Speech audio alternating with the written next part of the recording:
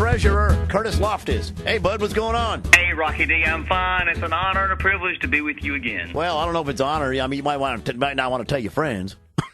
But listen, we like you today because you're suing New Yorkers. Yes, sir. You're going to get me in trouble for even start. Yeah, but what's going on? What are they doing what is that New York bank doing? Well, it's a funny thing. The state of South Carolina is the 73rd largest economy in the world, and I'm the CFO of that operation. And so we have a global presence. We spend $27 billion. We have a $27 billion investment fund for our pensions, and we spend about $21 billion a year. So we have a lot of entanglements out there. One of them is we have stocks that are held in custody, and we have agreements so that they can lend those stocks out and make a little extra money for us. And we contend in this lawsuit, we allege that they have exceeded the authority of their contract, and it cost the state $200 million.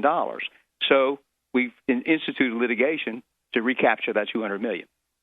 Yeah, I don't understand all the world of high finance. I think most people don't.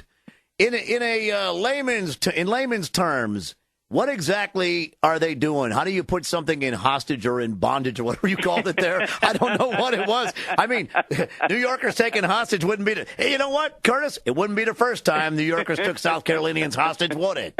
I think I may use those terms instead of custodial. I may use those terms on the next investment commission because I think everybody there will agree with you. Yeah, it's our money. Yeah, the long and the short of it is we invested money. We had a contract. We were supposed to be in high-quality, conservative investments. Instead, we were put in some subprime, mortgage-backed, 30-year instruments, and that's not right. And we've alleged that the bank breached its responsibilities, and we're owed $200 million. Yeah. So, and we're after it, and we're going to manage this in a professional way. It's not personal; it's big boy stuff, and we're going to. The litigation was filed. We're very comfortable with it, and this will bring this dispute to a legal, orderly close. Didn't those super smart New York bankers know that subprimes were a bad deal after all this time? When did all this happen? This happened mainly in 2005, 6, and 7, but the damages are just now being unraveled.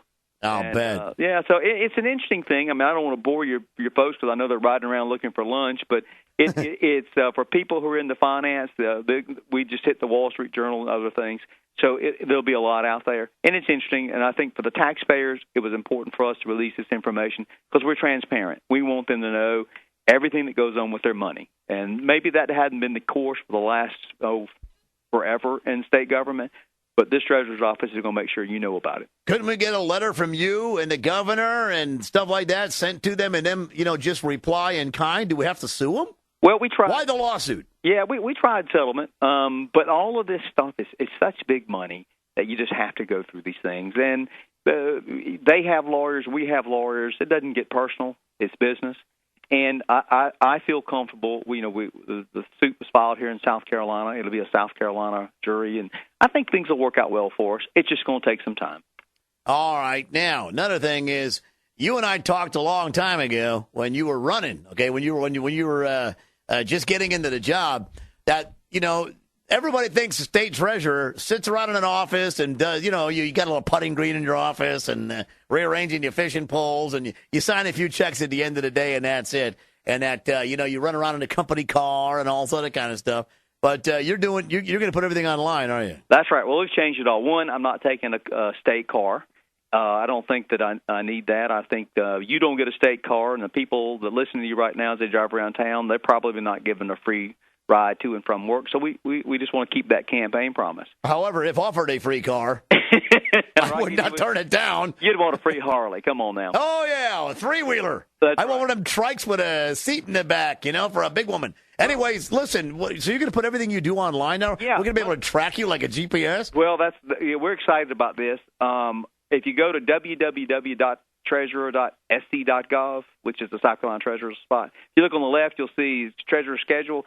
You can see everything I do. I don't mean the public schedule, like when I go to an event. I mean who I'm meeting it with, what I do all day long. It's important for me.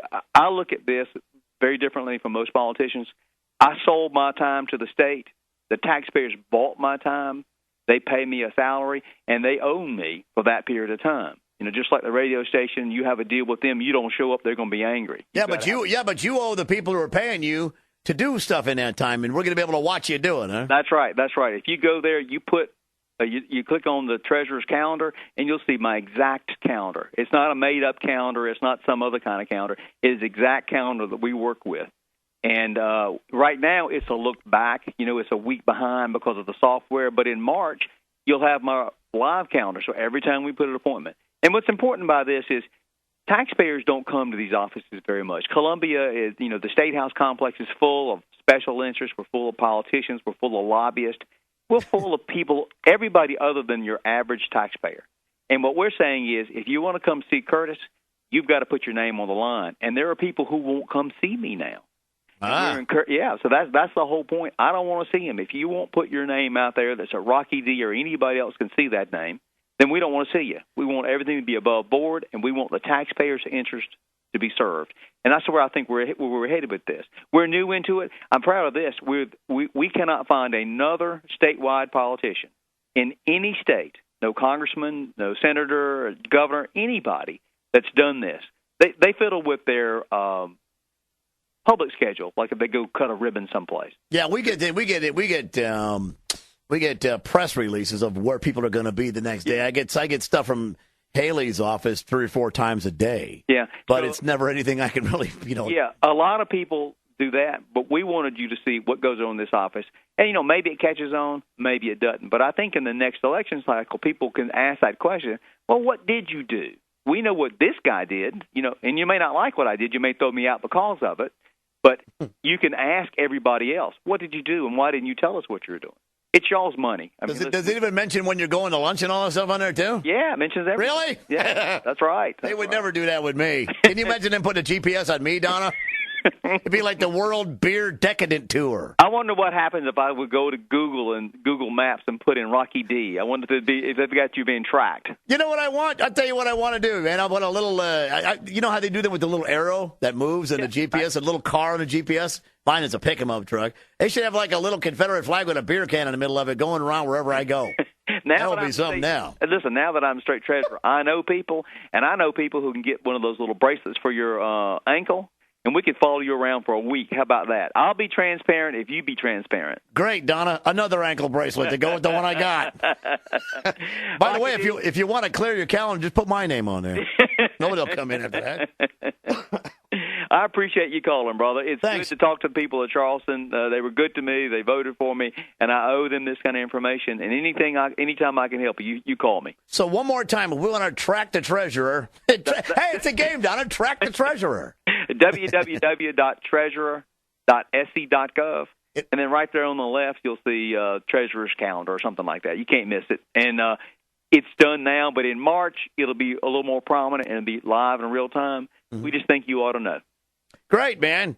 Hey, I got another brilliant idea. Wear a red and white striped shirt, and we'll call it Where's Curtis? I'm